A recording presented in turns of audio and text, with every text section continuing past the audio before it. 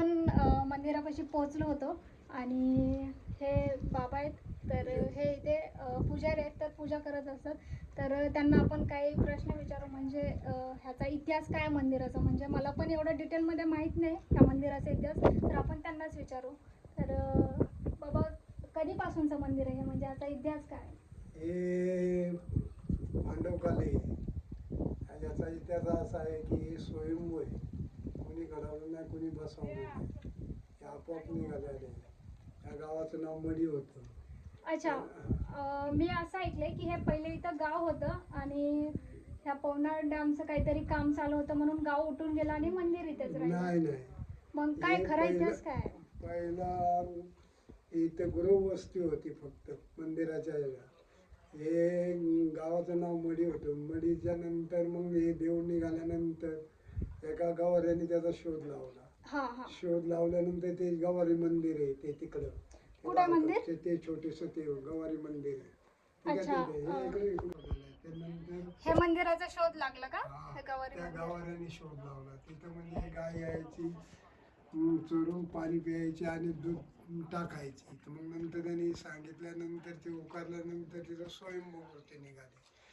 मग त्याचं नाव वाघेश्वर पडलं. ते स्थापना झाल्यानंतर वाघेश्वर नाव टाकलं त्याचं.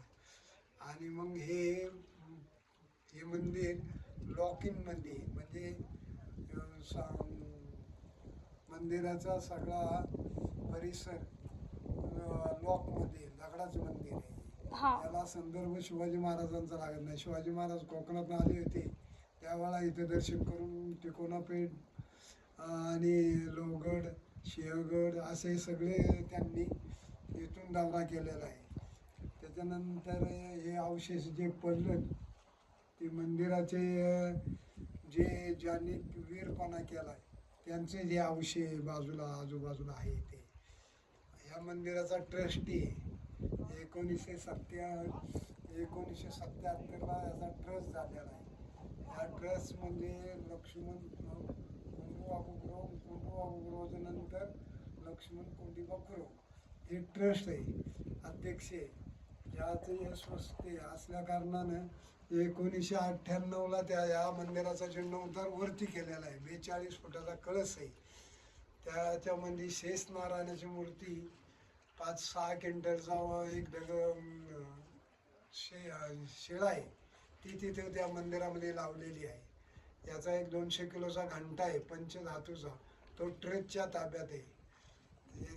परत आणखी याच्या मागे एक 48 गुंठ्याचं 38 गुंठ्याचं एक तळं आहे होतं पूर्वी. त्या तळ्यामध्ये सकाळी कमळे उगवायची, दिवस उगवला की उगवायची, मावळला की मावळायची. ती कमळे मी स्वतःही चढवलेली आहे. पुण्यापर्यंत गेलेली, मुंबईपर्यंत ती कमळे नेलेली आहे, लोकांनी नेलेली. तर आता हे 1962ला पवना डॅमचा धरण झालं आणि 72ला पाणी आलं आणि ती मग कमळे गेली. मग ह्याचा जीर्णोद्धार म्हणजे या मंदिराचा पडझड व्हायला लागली, पाणी तुंबले. याच्यावरती 5 फूट पाणी असतं आजूबाजूनी, अशी याची आख्यान आहे. आणि असं मी ऐकलंय की हे मंदिर 8 महिने बंद असतं आणि 4 महिन्यात चालू असतं, म्हणजे उन्हाळ्यामध्ये. एप्रिलच्या पहिल्या आठवड्यात किंवा दुसऱ्या आठवड्यामध्ये ते उघडं पडतं. यंदा दुसऱ्या आठवड्यामध्ये उघडं पडतं.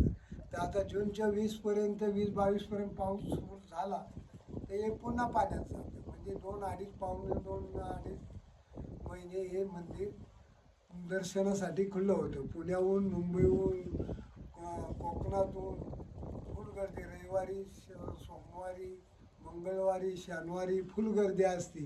ह्यासाठी शासनाने काही मदत करावी आणि पुरातन खात्याने याचा पाठपुरावा करून हे मंदिर मध्ये टाकून द्यावं, म्हणजे याचं काहीतरी काम करता येईल, शासनाकडून मागता येईल, अशी पुजारी आणि विश्वस्त अध्यक्ष या नात्याने आणि पिंपरी चिंचवडचा आयुक्त यांनी याच्यात सहजपणे लक्ष टाकून या मंदिराला काहीतरी डागडुगी करण्यात यावी, ही नम्र विनंती.